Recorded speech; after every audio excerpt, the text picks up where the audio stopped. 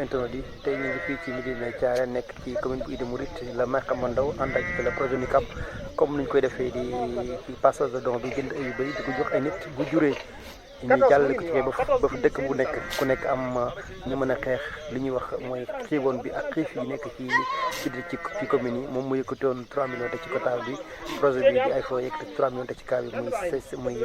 su ku nekk 50-50 tey nag ñu ngi fii ci Médina Thiarène pour joxe ñoom bëy xam ne moom la ñu war a jox askan bi ku nekk da nga am ñaari bëy mois bi nag la maire mu noon di procédé remise bi ci yoo xam ne tey war nañu mën a jox ay famille fii ci biir dëkk bii ni di Médina Thiarène ci commune bi di commune Ida Mouride kanaa ñu àgg ci biir fekk fa la maire Xama Ndaw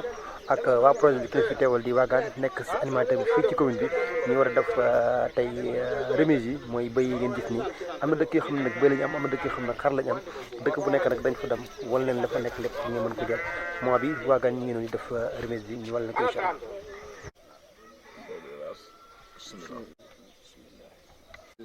mbooloo mi ñëpp jiital ci nuyoo bi nag gan yi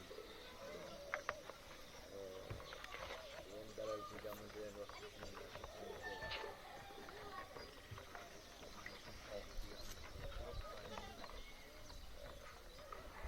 jëbbal kàddu gi commission bi ñu dalal leen bismillah. voilà jërëjëf chef de village donc xanaa ñu jox aussi président mbootaay bi mu wax ci ay kàddu yoo xam ne pour dalal ay ganam la wala ñuy xuus ci liggéey bi incha allah. waaw kon asalaamaaleykum mbokk yi maa ngi leen nuyu ci turu borom dëkk ak turu imam monsieur le maire ak ñi nga xam ne comme ni ko maire waxee moom moo dalal nit ñi sax farteel te it nag di am kontaan ak mbégte bu baax a baax a baax a baax ci teewaayam ci dëkk bi ñu ngi ci am kontaan bu baax ndax ki nga xam ne kilifa la ci yow nga soxla ko mu fekk si la lu jafe la am nañ ko nag ci disponibilité parce que mënoon naa yeble am na ay ndaw yu mu yebal yoo xamante ni mën nañ ko ndaw sax waaye kon loolu ñu ngi ci am kontaan te mbégte bu baax a baax di ko ci ñaanal aussi moom itam di am kontaan te mbégte di ko wax daal dal leen ak jàmm ak conseil yi nga xam ne yéen leen àndal am na monsieur Omar Ba seen dëkkale bismillah. voilà jërëjëf imam defal ñu ñaan mooy naayam bi donc léegi dañuy jéem a xuus ci wàllu liggéey bi ponk yi nga xam ne moom lañ bëgg a waxtaanee tey mooy li ñuy wax historique maanaam dañuy defaat benn fàttali tuuti ci li waral ndaje bi tey donc fàttali bu gàtt lay nekk bu ñu noppee ci loolu ñu wax leen procédure bi li ngeen di jot tey nan lay demee loolu aussi dinañ ko fàttali nit ñi xam ko bu ñu noppee ci loolu ñu jox monsieur le maire xëy na su fekkee moom am na ñeneen ñu mu bëgg a jox kaddu aussi moom moo xam ne mu koy organiser mu jox leen kaddu mais ñu jàpp ne moom mooy tëj waxtaan bi incha allah voilà donc ci wàllu historique bi dañ leen di fàttali ne projet AIFER dafa tëgg beneen projet ci biir bu ñuy wax NUCAP projet NUCAP boobu am yéene ñëw dimbale ñi nga xam ne dañoo xiif ak ñi nga xam ne dañoo xaw a néew doole tuuti parce que ci wàllu xiif ak néew doole ci loolu lay yëngatu ak xeex xiiboon muy ñetti pàcc mu ne nag comme Sénégal bokk na ci dëkk yi nga xam ne xëy na loolu xaw na fi am doole tuuti il faut que suñu intervention ñu defee ko foofu ak région de Kolda donc muy ñaari région yoo xam ne région de Kaffrine ak région de Kolda foofu la projet bi nekk gum léegi nag bi mu ñëwee mu ne nag booy dugg ci dëkk da ngay jaar ci bunt bi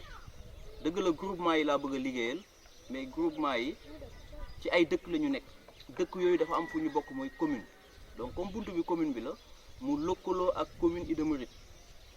ñu def benn partenariat boo xam ne 50-50 la maanaam projet bi mu ñëwee mu ne ko man bëgg naa def nangam fekk ne mairie bi aussi am na yéene def loolu donc ñu boole ñoom ñaar seen yéene commune bi yëkkati 3 millions teg ci table bi projet bi yëkkati 3 millions teg ci table bi ñu ne nañu tàmbali yàlla dogal ci tàmbali boobu ñu tànn ay dëkk pour le moment ñu ngi toll ci juróom-ñetti dëkk ñeent yi mu ngi féete Kasewo muy Nguy Siwaax Missirah Omar Sarr Junto ak Ndiayène d'Enfant yeneen ñeent yi mu ngi féete ci beneen zone bi muy Ndun ñaari groupement ñoo fa nekk Kourdaan ak Ida Gadiaga donc muy 8 villages yoo xam ne foofu la projet bi tàmbalee gum mais loolu début la parce que am na ci wàllu projet bi li ñuy wax passage de don maanaam jokkalante li ñu lay jox dañuy fexe nga jox ko yow it sa dëkkandoo muy law di law ba dem ci yeneen dëkk yi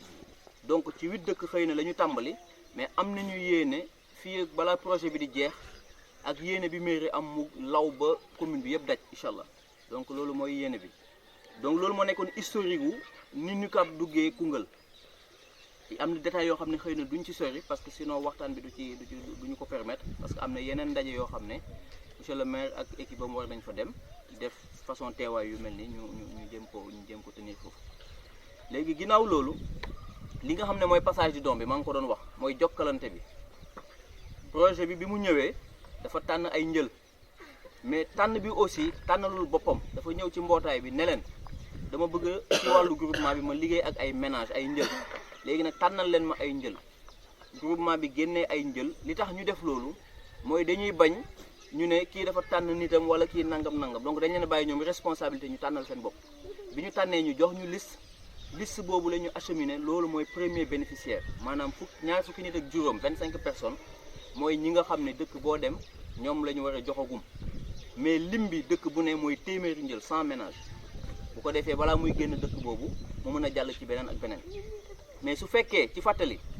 ba léegi 100 ménages yi téeméeri njël yi amuñu ko ci dëkk bi dañuy xool dëkk bi leen gën a jege ñu def fa passage de don maanaam jokkalante bi jàll ci dëkk boobu pour que ñu mën a mottali muy law di law ginnaaw bi ñu defee loolu groupement yi tànn yan nit wala yan njël ñoom la ñuy njëkk a jox ñu déposer liste bi fekk fonds yi déjà disponible woon na te ci fonds yi aussi wax naa ko suñu ndaje bu mujj bële ne woon naa leen commune Ida bokk na ci communes yi nga xam ne ñoo njëkk a contribuer bi ñu waxee 3 millions parce que aussi il faut ñu xamal leen ne ci département bi 9 communes ñoo fi nekk 8 communes ñoo ci bokk mais ci 8 communes yooyu commune Ida bokk na ci ñi njëkk a dugal seen loxo ne leen li ma waxoon mu ngi nii donc loolu moo tax aussi bi ñuy def placement bi bokk na ci communes yi nga xam ne ñoom aussi foofu la intervention bi njëkk a commencé loolu aussi c'est très important ngeen xam ko n'est-ce pas léegi nag choix yi def nañ ko ñu ne nañu teg benn comité villageois benn kuréel boo xam ne ci dëkk bi lay nekk mooy saytu liggéey bi defe naa chef de village moo ko jiite am beneen équipe bu ci nekk ñu koy dimbale ci liggéey boobu donc bu ñu demee ba ci biir li tax ñu samp loolu mooy li ñuy bañ mooy diw ne ah man jox nañ ma léegi nu ma neex laa koy toppatoowee ak yooyu déedéet dina am kuréel boo xam ne mooy saytu liggéey bi bu ko defee yow ki nga war a jox dinañ la ko xamal ne la yow boo noppee diw ngay jox ñoom ñuy mën a suivre processus boobu ñun aussi ñu ànd ci ak ñoom ginnaaw comité villageois boobu ñu def benn comité d'achat bi ñoom ñooy dem jëndi gàtt yi bu ñu ñëwee ñu téye ko après mu soog a dugg ci njëli léegi nag am benn comité d'achat bu njëkkoon a samp yàlla dogal maire bi recommandé à ce que moom comité d'achat yi ñuy samp na am ndawam bu mu ci dugal donc loolu moo taxoon ndaje bu mujj bi ñu defoon ngeen gisoon monsieur Aliou Sall mu ñëwoon fekkee ko ci wàllu waxtaan yi et bi ñuy jëndi aussi mu bokkoon ci comité bi nga xam ne demoon nañ jëndi gàtt yi n'est-ce pas donc ci wàllu processus bi noonu la yëf yi demee woon léegi nag tey ni ñu koy doxalee bu ngeen xoolee bëy yi nekk fële dafa am ay numéros yu ñu leen defal parce que bouclage lañ leen war a defal nopp yi dina am lu ñu leen di boucler loo xam ne dafay jaune bu ko defee ku ci nekk dina mën a xàmmee sa bos mais comme ci bi boucle yi ñëwee ak léegi démb la ñëw donc ñu ne woon délai bi gàtt na léegi ñu ne nañu ut beneen solution en attendant ñuy ñëw boucler ko moo tax ngeen gis fi siwo bi dañoo jël comme 47 bëy la ñu am mooy ñeent fukk ak juróom-ñaar dañ leen a numéroté 1 ba numéro 47 këyit yi nekk fii aussi dañoo def numéro 1 ba numéro 47 bu ñu woowee par exemple seet sàll seet bu ñëwee comme bénéficiaire bu ne ñaari bëy lay am seet bu ñëwee day dugal loxoom këyit yëpp lem nañ ko day génnee ñaari këyit yi numéro bi mu tombeel loolu la ñuy génnee jox ko mu xam ne lii mooy chance am bu ko defee kenn du wax ne ah kii dafa tànn bu baax bi kii dafa tànn nangam noonu lañ koy doxalee incha allah donc fàttali yooyu aussi baaxoon na ñu def ko beneen bi nga xam ne ci wàllu mbaar yi la parce que objectif projet bi ak bu mairie bi mooy améliorer race bi maanaam bu ngeen amoon xeetu bëy boo xam ne bëyu local yi ñu yàggoon a gis la ñoom dañu bëgg léegi mu am beneen màcc boo xam ne bu góor bi bu leen tëbee da ngeen am beneen façon race bu uutee ak bi ngeen amoon avant donc loolu dafa am solo comme ci monde compétition la ñu toll maanaam au niveau du marché il faut que nga joxe lu baax lu rafet lu am qualité pour que jaay bi aussi yomb parce que wax nañ leen ne yéene bi mooy lu sut groupement bi ñu def lu mel ni coopérative dañ fiy installé coopérative mu am ëpp maanaam ñi nga xam ne ñooy bénéficiaires yi li ñuy am di ko produire pour xeex néew doole il faut ñuy am na fu ñuy toll dañ ciy jaay duñ jaay lépp c'est vrai mais soxla yi am na fu muy toll fekk joxe nga li nga war a joxe leneen li il faut que nga jaay ci léegi ci jaay boobu sax doo dem jaay fu la neex ci coopérative bi nga koy yóbbu jaay ko foofu bu ko defee nit ñi mën la fay prix bu baax en fonction de prix bi day tax léegi say revenu sa am sa koom-koom day gën a yokk donc loolu yëpp bokk na ci li projet bi prévoir ci wàllu doxalin donc loolu aussi il faut que nit ñi vraiment ñu ciy bàyyi xel bu baax a baax coopérative boobu nañ ci bàyyi xel ëpp bi nañ ci bàyyi xel lu am solo la ci wàllu liggéey bi ñuy def ci kanam donc mbaar yi nga xam ne aussi foofu ngeen di dugal seen gàtt yi vérifié woon nañ ndax ku ci nekk defaroon na mbaar xooloon nañ ba ñëpp yàlla dogal na defoon nañ mais nag ni ñu bëggee woon mu mel aussi xëy na melagul noonu carrément parce que tamit li ñu nit ñi wax mooy mbaar yi ñuy def gettax lañ koy defee te heure bii nii dugub bi daanoogul donc projet bi nee na may na leen temps fii ak 1 mois fii ak benn weer dina am mission boo xam ne loolu rek mooy nekk yitteem day ñëw di superviser est-ce que mbaar yi ni leen ko Fatou Mbodj waxee woon bi mu leen di defal formation respecté ngeen ko waaw wala déet parce que lu ñu leen ci wax rek dafa am lu tax nit ñi du leen nekkul ne daf leen a neex ñu leen defee leen ko nii defee leen ko nale dañu bëgg condition d'hygiène ak condition bi nga xam ne day tax yokkute am ci jur gi bu ngeen ko respecté ngeen mën a yegg ci loolu mooy émergence bi nga xam ne ci wàllu jur gi ngeen mën ko am incha allah donc loolu aussi bëggoon nañ leen ko fàttali.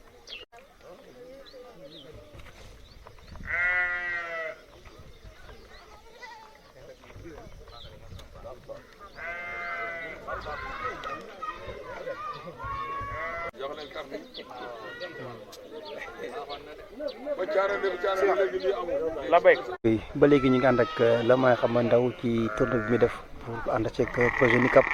AIFA mooy ci passage doo boobu ngeen dégg ñu koy def jël ay xar di ko jox ay famille pour mën a xeex ndóol ak xiif bi fii nag ci commune bi Ida Mouride démarré nañ ko tey fële ci Médina Thiarène foofu ñooñu ay bëy lañu amoon mais it ñu ngi fii tey ci Nguy Siwaax ñoom ñoo yor ay xar yoo xam ne tey le maire ak mairie bu Ida Mouride moo génn 3 millions teg ci total bi ànd ak le projet NICAP mu génn 3 millions teg ci total bi ñu jënd leen xar dëkk yu bëri yi ñu jël ne ko moment bi ñu ngi fii nii ci Nguy Siwaax jigéen xar yi ñu jàkkaarloog ni moom la ñu bëgg a jox famille ay ménage léegi bu ñu la ko joxee yow bu yaay moom ndey bi léegi nag bu xar bi juraatee dañ ko jël jox beneen famille bëgg nañ daal lii di tabaski wala lépp luy am loo xam da ngay soxla xar ñu mën duñ ko jënd ci feneen xar yi moo leen koy jural dinañ ko jox mu nekk ay xar yu jigéen gis ngeen numéro yi ci def ki fi nekk animateur bi di Waagaan Faye Waagaan moo nekk animateur bi moo fi nekkal tey NICAP mais le maire ci boppam moo ñëw pour def remise symbolique bi ci famille yi mais bàyyi leen xar yi xam ne moo war a des ci dëkk bi di Nguy Siwaax dans un mois wala ay bu xar yi juree ñu jël xar bi jox ko beneen famille bëgg nañ daal ba année bi jeex dëkk kër goo dugg fekk fa benn xar bu xam ne projet bi moo la ko jox ànd ceeg mairie bu Ida Mouride loolu moo tax ñu ngi fi ñaat biñu jee ko dëkk bee di Médina Thiarène ñu ngi fii ci Nguy Siwaax ñu ànd ak yéen rek wala leen cérémonie bi am fii nii ci biir Nguy Siwaax. defal jàmm yal na yàlla barkeel liggéey bi jaay di tool la bismillah. jiitu loolu defe naa il y a 3 mois 4 mois de cela indil nañ leen benn laadum bi xam naa Matar après dina jël image laadum bi moo jiitu donc xëy na question bi ñu ngi ko doon posé feneen mais laadum bi comme laadu géniteur bu mu munti nekk projet bi aussi comme dafay état moo koy autorisé mu dugg dafa am ñeneen bànqaas yoo xam ne ñoom lay collaborer lu mel ni ministère de l'élevage donc ministère de l'élevage ñoom ñoo jël seen xaalis jënd ay géniteurs jox ko projet bi pour jàppale la mais yemul ci loolu nee na aussi dina dem ba day tabaxal sax après géniteur bi fi muy nekk donc c'est valable ci yu góor ñi ak yu jigéen ñi n'est-ce pas yéen am ngeen chance seen géniteur bi ñëw donc defe naa Moustapha Kobar sax moom moo koy saytu moo koy toppatoo mais nag am na aussi comité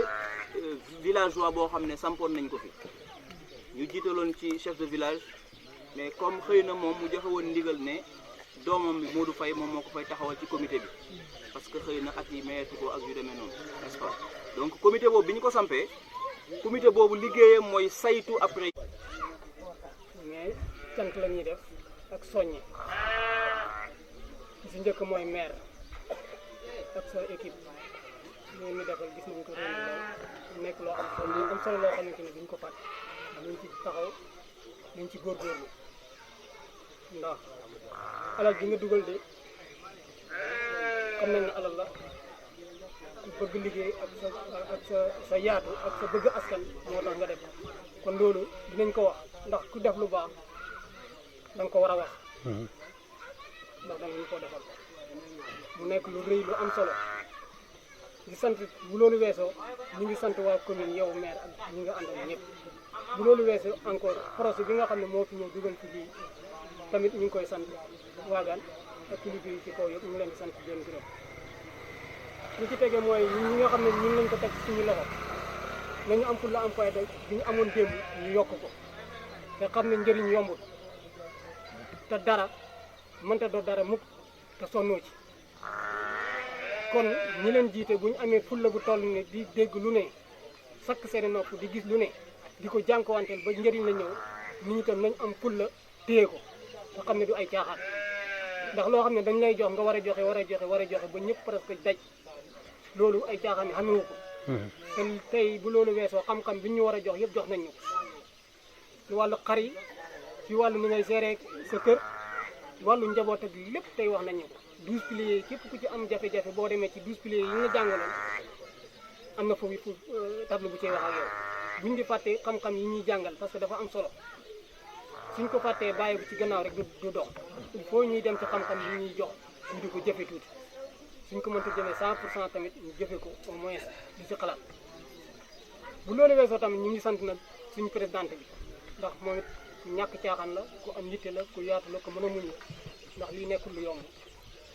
wax dëgg yàlla ak groupe bi topp ci kawam yëpp man nee naa leen bu ma kenn sant bu ma kenn gërëm ndax man fii man su ma defee li may def sama bopp laa koy defal sama bopp laay liggéeyal ndax lii dafa nekk mission boo xamante ni man lii la ma yàlla gëmloo te du ma ci arrière xanaa ma dee lépp loo xamante ni njëriñ la mu war a jëm ci gox bi war a jëm ci dëkk bi man bàyyi naa sama lépp pour topp ci loolu wax ji mi ngi bëgg a gudd damaa ngi leen di sant di leen gërëm.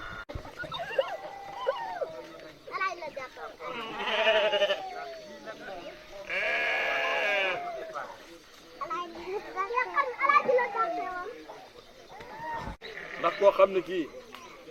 ndax li ñuy def nii su ëllëgee su génnee feneen dañ leen ciy naw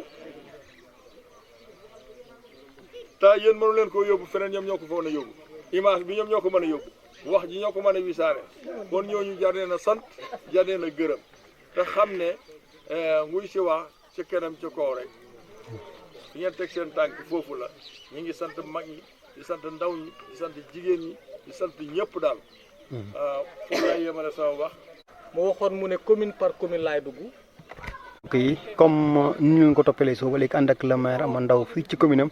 ak le projet NICAP ci xar yi ñuy jël di ko jox askan bi te nag ñu ngi fii ci Ida Gadiaga mu bokk ci village yi xam ne benn groupement bi am na benn groupement bu fi nekk bu bénéficié ci xar yooyu noonu mu war a nekk 25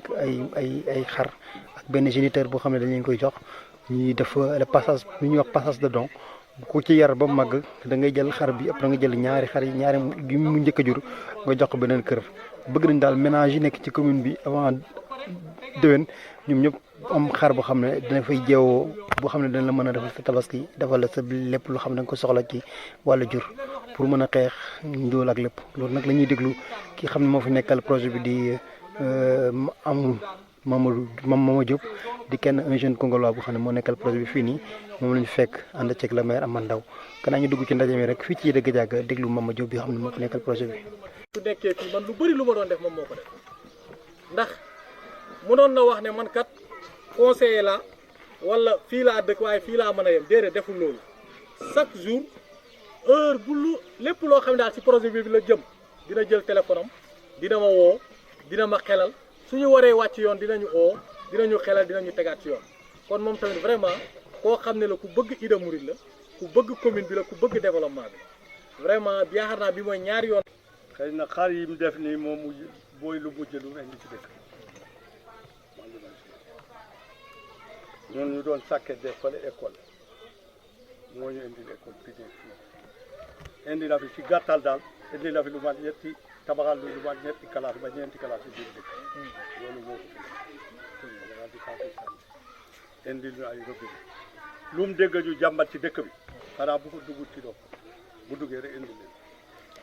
kon nag bu yendee xar yi tey amoon na lu jiitu xar yi balay ñu ñun monsieur le maire ma nuñ koy wax dara lu mooy sant ko gërëm ñu ngi ñaan yàlla yàlla na yàgg suñu kanam loolu rek la ñuy ñaan waaye dëkk bi xam nañ ne commune bu gën a dëkk yi waaye xam naa ne dëkk bu mu gën a bëgg Gadiaga Ida Gadiaga am ci man Mamadou Diallo li ma gis salaamaaleykum wa rahmatulah. li ñu doon wax yëpp daanaka wax nañ ko ñun dañ cee yambaas rek maanaam ci mbiri projet bi lay wax ak ci mbiri groupement bi yàlla def na dëkk bi yëpp lañ tànnoon ñeenti groupement yàlla def ci groupement bi ma bokk moom moo génn ci wàllu xar yi ñoo war a am xar yàlla def ñu def liggéey bu baax gars yi waa projet bi depuis nord bi ak nord bi bu ñu commencé liggéey bi ñu ngi topp ci gannaaw di ñu teete di ñu formé heure bu ne ñu ngi formé ni ñuy saytoo xar yi ni ñuy saytoo kees bi ak nu ñu mën a demee kanam loolu moom projet bi taxaw na ci bu baax a baax loolu yëpp boo ko gisee nag ci président la parce que moom mooy ndey mbi lañ moom mooy buntu bi bu ñëwoon rek bu ñàkkalee ne bisimilah kon duñu xam Ida Gadiaga sax fu mu takk ñu ñëw Ida Gadiaga dafa tànn ay groupement di liggéey ak ñoom mais bi ñu ko sant bu baax ñu xam ne moom wax dëgg yàlla yëg nañu bu baax te fayam ci loxo yàlla nekk yàlla rek moo ko mën a fay ñu mënuñ ko fay te ngërëmaane rek lañ ci am waaw ñu ngi ko jaajëfal bu baax a baax kontaan nañ parce que projet bi bu mu ñëwee mu ne tànnal ñu juróom-ñetti dëkk ci commune bi juróom fukki dëkk la ak ñaar xam nga juróom fukki dëkk ak ñett moo naa tànn yeneen dëkk ñu ñàkk a ñoo tànn est-ce que ñun kon dinañ mer wala dinañ wax dara duñu wax dara di ci xam dara gi waaye mu am yéene ba tànn ci Ida Gadiaga mu bokk ci juróom-ñetti dëkk yi wax dëgg yàlla loolu yéene bu baax a baax la te bëgg dem dëkk bi dem kanam moo tax mu tànn leen waaw léegi nag ñun ñu ngi koy sant di ko gërëm di ko ñaanal yàlla lu mu bëgg yàlla na ko yàlla defal waaw loolu wee encore gis neen am nañu xar yi te balaa xar yi ñëw indi nañu fi jiwu mboq jiwu suuna jiwu ñebbe loolu yëpp loxam mu ngi ci waaw loxam mu ngi ci yëg nañu xam naa ne baykat moom boo ko indilee jiwu ñebbe jiwu suuna jiwu mboq nga indil ko ay xar yu ma yar wax dëgg yàlla nga may ko ndox bu doy defal ko néegu jànkuwaay yu doy desaluloo ko dara waaw ñu ngi koy sant ñu ngi koy gërëm mënuñ koo fay yal nañu ko yàlla fayal yal nañu yàlla fayal lu mu bëgg yàlla na ko yàlla defal lu mu mébét yàlla na ko yàlla may rajo rasulullah sallallahu bu mu demee ba mu gis ni mu xam ne ñun ñii kenn ku nekk fu nga dëkk wax dëgg na daf ñu dalal ñu yaatal ñu wane xar yi ñu ñoo ko moomeel bi nag nañ ko toppatoo nu mu waree te xar yi bu fi duggee fanweeri xar bu fi duggee wala fukki xar nu mu mënta toll nan ndébét ba dëkk bi yëpp daj ba kenn ku ne xam nu xar yi duggee fii su demee ba dëkk bi yëpp daj nan ko jël mu génn dem ndawel continuer ak ndawel ba génn dem caaw mu ne moom loolu la bëgg commune bi yëpp gis ci boppam waaye nag su ñun la dalee bu dalee si ñun nag nan ko def nu mu ko waree. dafa yàgg mu koy def lu fu nekk nag dugal na ci loxoom man témoignage yi boo xam ne ni am na loo xam ne ma teg ci sa mbët rek laay wax laa koy témoin di témoin aussi tamit ne moom vraiment wax dëgg yàlla li muy def nii yal na ko yàgg di ko def yal na ko fi yàlla bàyyi tamit ba ci kanam ak kanam suñu kanam parce que wax dëgg yàlla mi ngi gunge mboolem groupement boo xam ne tey groupement la mu ngi koy gunge parce que tey am na groupement yu bëri yu fi andi xaalis mu seey am na groupement yu bëri yu andi yu joxe mu jaar yoon te loolu yëpp si mébétam la moom gëstuwul day andi di dimbale nit ñi loolu moom vraiment da cee yàgg di ko def xarit tamit dama ciy yokk comme xarit tamit ñëw na ngir yàlla kenn ku ci nekk na góorgóorlu téye xaram comme niñ leen ko jàngalee formé leen ko noonu ngeen góorgóorlu ci loolu bu baax c'est très important parce que tamit yow xar bi bul yaakaar ne yow kese la dañ la koo jox pour malnutrition pour xeex ndóol moo tax ñu jox la ko buñ la ko joxee pour xeex ndóol pour nga mun ci am ci meew bi toppatoo bi bu baaxee da nga ci am ci meew bi te meew bi tamit am na loo xam ne dina ko wàññi si sa comportement tuuti si xale yi xar bi boo amee doom toppatoo ko bu doom boobu ba mu màgg nga mun koo jox keneen ko yow lycée bi yow yaa ko moom kon xam nga kon kooku la ko jox rek dalaa may pour nga may keneen kon yow tamit góorgóorlu ba nga may keneen loolu tamit dama ko ciy yokk bu baax di wax tamit ngeen mbooloo bi yëpp neen ànd di ko jàppale neen ko tàcc bu baax parce que wax dëgg yàlla maire bu bugg Ida Gadiaga daanaka moom moo ñu doxal fi tànkam ba Dakar ñu am moteur bi yàqu ñu demaat ci moom mu ne bu soobee yàlla da ngeen am forage te am nañ ko yaakaar naa lépp loo xam ne même courant bi tamit bi ñu ko waxee tamit man ak maire soo dem leen ba bu ñu nekk mu ne ma da ngeen am courant te yaakaar naa ñun ñoo fi njëkk am poto bu ñu sampagum ñu ngi nii te loolu yëpp nag daanaka dimbalam ak bëgg Ida Gadiaga moo tax mu koy def loolu nag dañ koy gën a di ko sant di ko gërëm bu baax a baax foofu laa mun a yem. di dimbale ay nit la kon loolu daal dañoo wax ne xeex ndóol tabaski léegi tey jaaxle tabaski dañ kon loolu lu am solo la.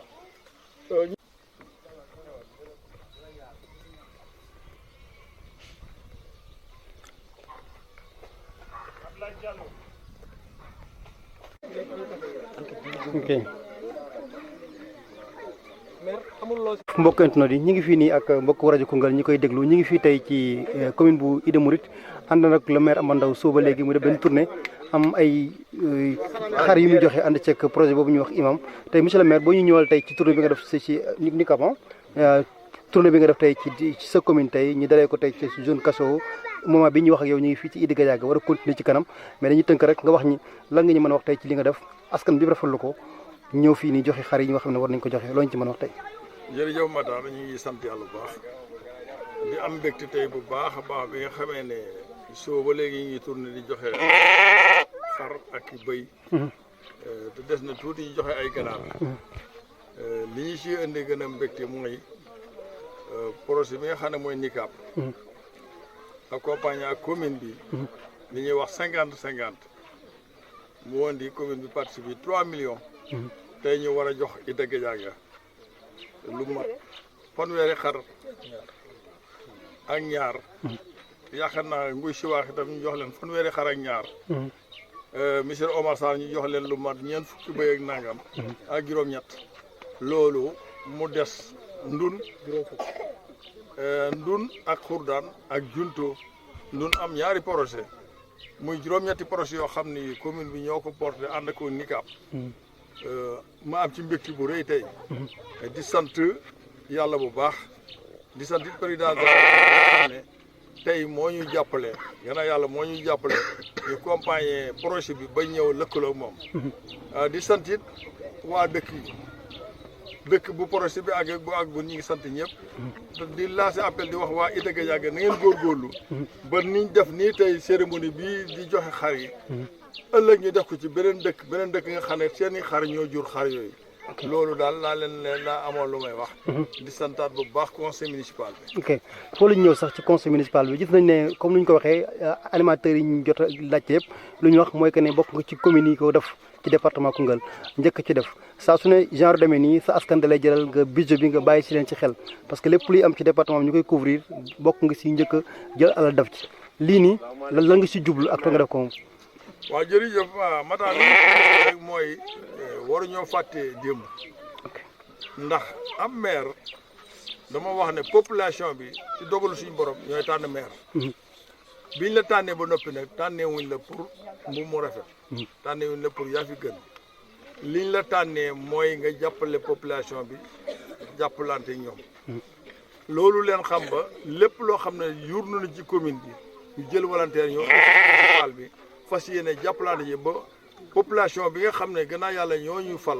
ñu gis seen bopp xam ne ñii lañ ñu yéetale woon buñ ko rëccu moo waral ba liñ naan jël paie suñ borom mooy dogal xëy na loolu waaye nag di gërëm it équipe municipale bi ndax li tax man damay gërëm équipe municipale bi saa buñ ne na leen def lii ñu engagé ji waaye li tax may gërëm population bi itam contribution yi muy impôt bi ak yeneen taxes yi loolu ci askan wi lay génnee kon su ñuy am 3 millions yoo xam ne dañ koy war a mën a dugal ci projet Nicap bi mu mën a génnee daraam indi te ñun amuñu ay marché amuñu yeneen i ressources kon ñi population bi nga xam ne nangu neen a fay lempo à travers chef du village yi ma profité di leen ci sant di sant seen population parce que chef du village lu mu jàmbaar bu population ba nanguwut a def leneen nit du mën a dem commune bi luñ jàmbaar bu ñu amul xaalis mënuñu dem te xaalis bi fi ñu koy jëlee moo ci nit ñi ndokk bi nit ñi xamee ne ñoom ñooñu fal ci dogalu suñ borom nanga ñoo accompagner di joxe seen contribution loolu ñu ngi ciy sant bu baax di sant waa commune. ok kàddu gu mujj sa relation ak NUCAB parce que gis nañ ko dafa nga ko imam nga bokkoon ci commune ko njëkk def ci Sénégal à part bu ñu wax yow ak Fathia Kene ak dëkk boobu xam mooy Lat Mbengue tey lii amaat nga nekkaat premier sa collaboration ak waa imam ak les animateurs yi xam ne ñu ngi ci commune bi di liggéey bu am solo. waaw xam nga waa imam ak NUCAB xam nga projet yi bu ñu ñëwee lépp day ne ci këyit